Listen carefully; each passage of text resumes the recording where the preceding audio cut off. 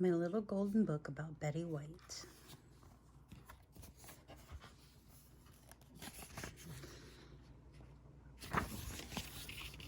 Betty White was born on January 17th, 1922, in Illinois, and grew up in California. Betty and her parents enjoyed hiking, nature, and animals. She was an only child, but she got to be a sister to lots of cats and dogs. Betty always felt surrounded by love, and she has spent her long and remarkable life giving that love back to family and friends, to audiences, and to animals in need.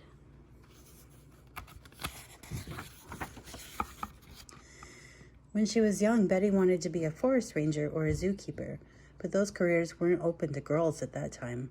Luckily, Betty had other passions. She loved to write, sing, and perform in plays. Early on, she set her heart on being an actress. Betty graduated from high school in 1939. 2 years later, America entered World War II. Betty wanted to help in any way she could, so she volunteered to drive a truck carrying supplies to soldiers stationed in California. After the war, Betty set out to follow her dreams. She knew getting into show business wouldn't be easy, but she was ready for anything.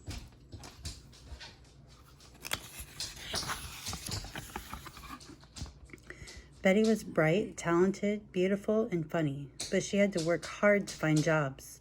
She acted in local theaters and got small roles in radio commercials.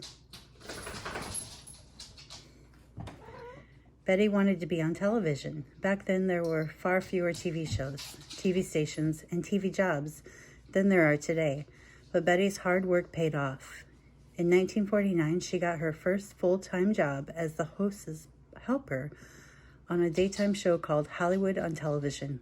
Later, she became the host herself.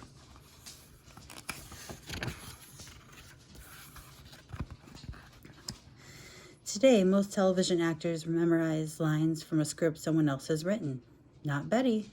She had to think on her feet, or wing it, in front of a live studio audience, and there were no breaks because Betty and the other actors performed in the commercials too.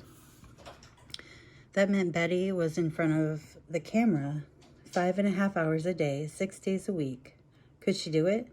You bet she could. Betty learned a lot and traveled and loved every minute, and viewers adored her from the start.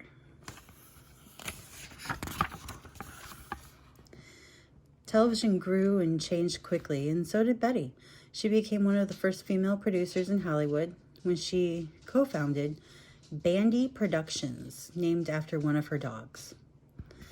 On Betty's first show, she had interviewed movie stars. Now Betty and her business partners decided to make a situation comedy, or a sitcom, about made-up characters. It was called Life with Elizabeth.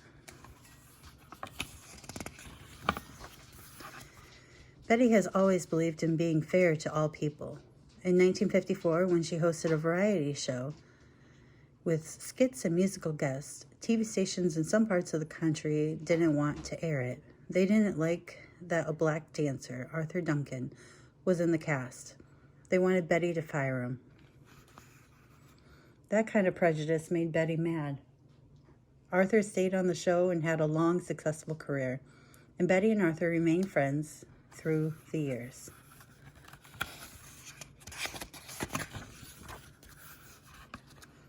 As a girl, Betty had enjoyed playing games with her mom and dad, and beginning in the 1950s, she became a popular guest on television game shows.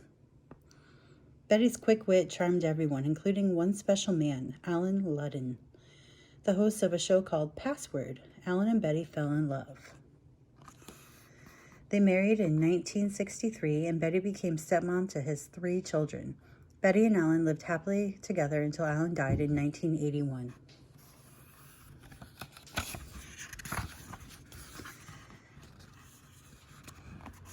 Alan always remained in Betty's heart. Life wasn't easy for her after his death, but staying busy helped her cope. Betty likes new challenges and taking on different roles. She studies, prepares, and works hard. That's one reason she's on one of the most successful television stars in history.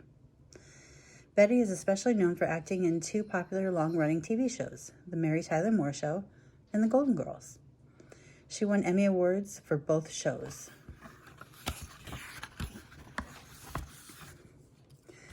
Betty has been honored many times. In 1995, she was inducted into the Television Academy Hall of Fame. Was Betty ready to stop working then? No way. She wrote books about her life and kept acting in movies and on television. At age 88, Betty became the oldest host of the comedy show Saturday Night Live. Betty received an Emmy for her performance, another honor in her long list of awards.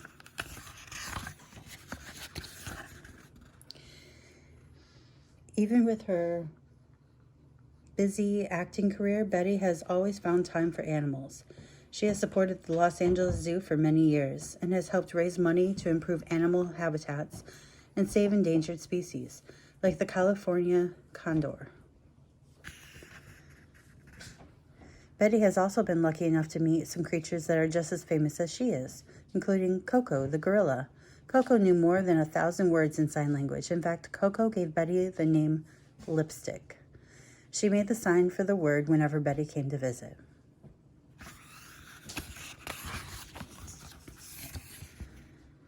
Along with helping wild animals, Betty supports groups that rescue pets, study animal health, and train guide dogs. Betty has loved cats and dogs since she was little. I grew up with pets. In our house, they were more than pets. They were members of the family.